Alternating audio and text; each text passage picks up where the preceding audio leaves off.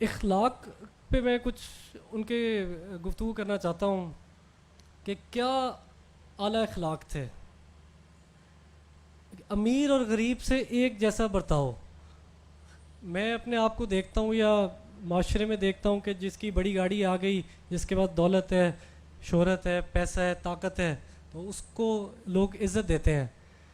لیکن وہ کسی میں جو ہے، کسی میں بھی امیر و غریب وہ ایک جیسا برتاؤ رکھتے تھے. اور ایک اور جو ان کی خاصیت تھی وہ یہ تھی کہ ہر وقت مسکراہٹ جو ہے ان کے چہرے پہ ہوتی تھی. اور ہم سب کو پتہ ہے کہ جو مسکراہٹ ہے یہ بھی ایک صدقہ ہے. تو ان کے یہ بے تحاشا صدقات جو ہیں یہ ہر وقت مسکراہٹ سے ہی جو ہے وہ صدقہ دے رہے ہوتے تھے ہر وقت. اللہ تعالیٰ ان کے اعمال کو قبول کرے، اس عمل کو کہ مسکراہٹ کا.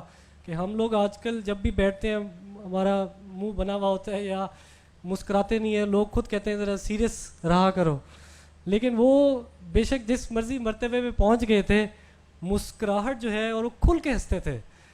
تو یہ ایک ان میں ایسی ان کی خاصیت تھی جو کہ میں چاہوں گا کہ ہم سب اس کو اپنائیں تاکہ ہماری زندگی بھی مزید خوبصورت بن سکے. امت مسلمہ میں ان کو بہت ایک دکھ اور درد تھا.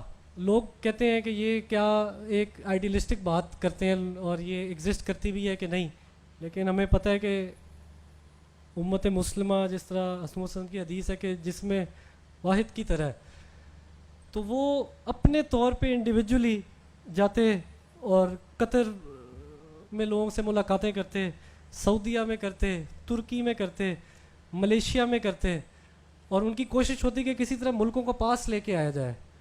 ان کے پاس کوئی حکومتی عہدہ نہیں تھا، لیکن اپنی کیپیسٹی میں، پرسنل اپنی کیپیسٹی میں انہوں نے ایسے تعلقات بنائے کہ قطر کے سفیر سے ان کی 30 منٹ کی ملاقات تھی اور وہ 4 گھنٹے پہ چلی گئی. اس نے اپنی ساری میٹنگز کینسل کر دیں اور گاڑی تک ان کو چھوڑنے آیا. اسی طرح ترکی کے صدر اردوغان کے چیف ایڈوائزر ہمارے پاس آئے ادھر، اور ایک ان کی کابینہ کے ممبر. میرے آفس میں یہ میٹنگ ہو رہی تھی تو والد صاحب نے کوئی 15-20 منٹ بات کی اور ان دونوں کے آنکھوں سے آنسو روا ہو گئے، اور انہوں نے کہا کہ یہ ہمارے پہ ایک آپ نے قرض ڈال دیا ہے، ایک بوجھ ڈال دیا ہے، اور ہم جب واپس جائیں گے تو ہم دیکھیں گے کہ ہم پاکستان، ترکی اور باقی مسلم ممالک کیسے قریب آ سکتے ہیں، کیسے ان میں بھائی چارہ ہو سکتا ہے، یہ جو ایک دوسرے کا قتل اور ایک دوسرے کے پیچھے جو سازشیں ہو رہی ہیں کیسے ختم ہو سکتی ہیں.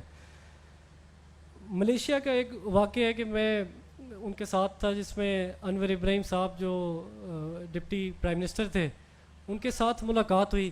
تو ادھر بھی ان کا وہی ایجنڈا تھا، اور وہ پیچھے پھر آتے اور پھر ملاقاتیں کرتے، اور ان کا ایک لوگ تو سمجھتے تھے کہ کیا ان کو پڑی ہے، کیا ضرورت ہے کہ اپنے وسائل خرچ کر کے اور اپنی ایک بغیر کسی یا تو کوئی فائنینشیل انٹرسٹ ہو، بغیر کسی ذاتی مفاد کے ایسے کام کرنے. وہ صرف اسلام اور اللہ کی رضا چاہتے تھے، وہ ان کا مقصد تھا.